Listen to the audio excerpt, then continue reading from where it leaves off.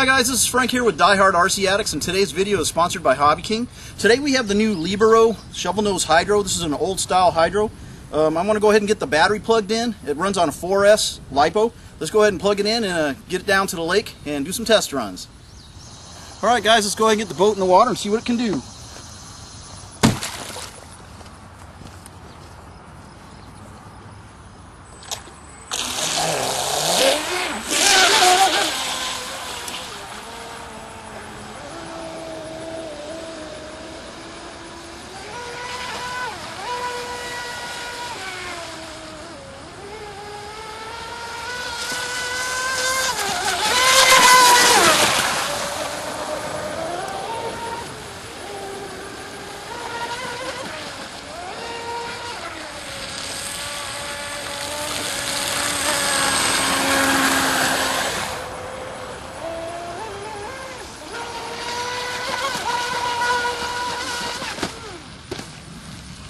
You got lucky like a cat.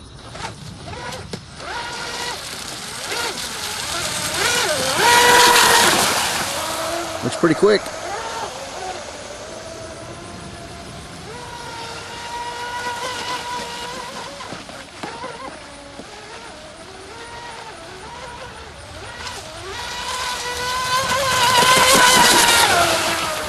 Got the dance going on.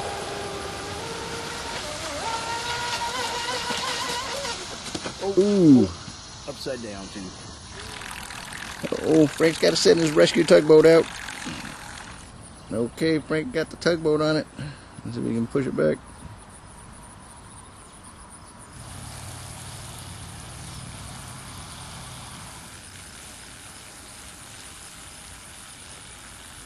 Alright guys, I got the boat back out of the water, but from that flip over it broke off the rear vertical stabilizer on the boat.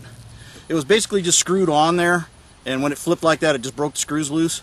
So I'm thinking that if you get this boat, you probably want to epoxy that on there to make sure that it stays on there a little bit better. Everything else seems to be okay, so we're going to throw it back in the water and do some more runs.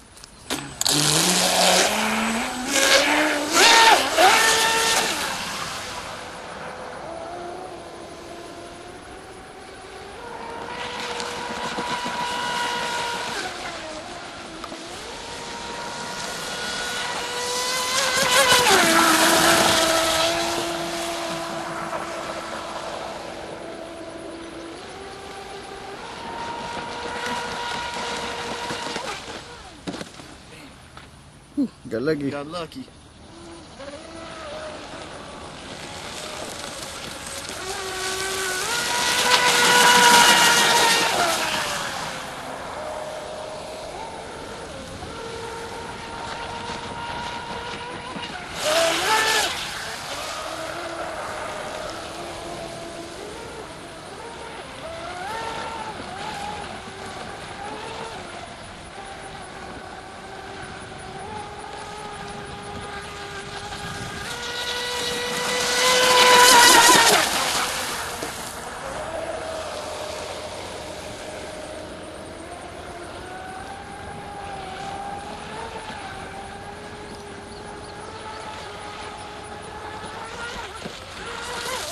I'm going to bring it in.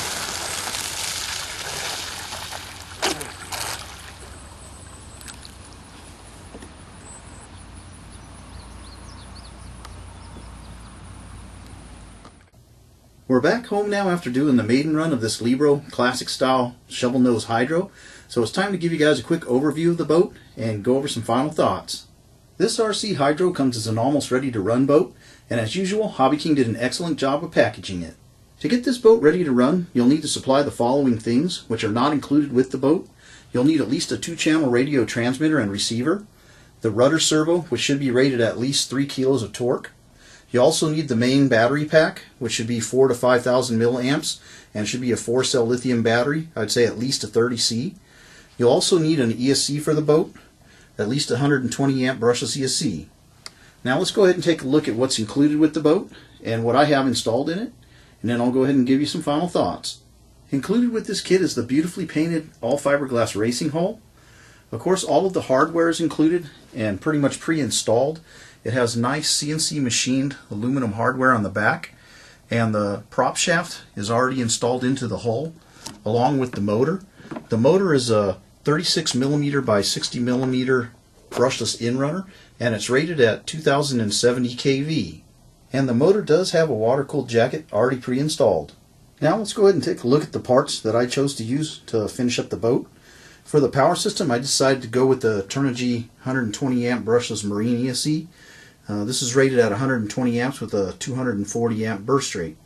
The batteries that I'm using in the boat are Turnigy 4000 milliamp 4-cell lithium batteries, and these are rated at 40C with a 50C burst rate. The radio that was used with the boat is the HobbyKing HX12K. This is a 3-channel radio, and it comes with a full range 3-channel receiver. The rudder servo I have installed in the boat is a Hextronik HX12K. It's a high torque metal geared servo, and it seemed to work great. Assembling the boat was pretty quick and easy, as it was just a matter of adding all the electronics that we just went over, along with bolting on the rudder to the rudder bracket, installing the metal prop to the prop shaft, connecting the hoses, and the linkage to the steering. Now let's go over some final thoughts on this Libero almost ready to run RC boat. The first thing I noticed about this boat is how beautiful the job they did on the paint scheme and how nice the fiberglass is. There are a couple things though that I did have to fix on it before I could run it. The first thing I noticed was after bolting on the turn fin was that the mount for the turn fin was pretty flexible. So on the inside of the hull I added a doubler plate out of some 1/8 inch basswood plywood, and I'd highly recommend doing this before running the boat because I don't think that the turn fin would stay on there very long if you didn't. Other than that, the only other thing that I ran across was what we saw earlier when I was running the boat. The back vertical stabilizer did rip off of there from the first flip that we did. It was actually during that very first flip that it came off. So I do recommend epoxying it on there. The 2 screws that hold it on are just not strong enough. So I would definitely recommend doing that before taking the boat out. But with that being said, everything else on the boat seems to be pretty high quality. Especially the hardware. It's really nice machined aluminum hardware on the back, and it does come with the metal prop. The prop is a 435 size metal prop on there. It's a little bit small, but it seems to get the job done, as it did seem like the boat was moving pretty good. As far as performance goes, it definitely runs like a true hydro, and it does that dance on the water, which is pretty cool. One other quick note, I would like to say that you do probably want to play around with the CG on this boat a little bit. As I did notice after flipping it over the first time, I scooted the battery a little farther forward, and it seemed like it turned a little bit better. I would recommend starting off with the CG at about 1.5 inches behind the rear of the sponson, as that's where I had it during the last part of the run, and it seemed like it worked pretty good. Before we go, I'd just like to say that I will put links to this boat and all the parts used to put it together in this video in the YouTube information bar below the video, so please be sure to check it out. And until next time, thanks guys for watching Die Hard RC Addicts, and special thanks to HobbyKing for sponsoring this video. See you again soon on Die Hard RC Addicts.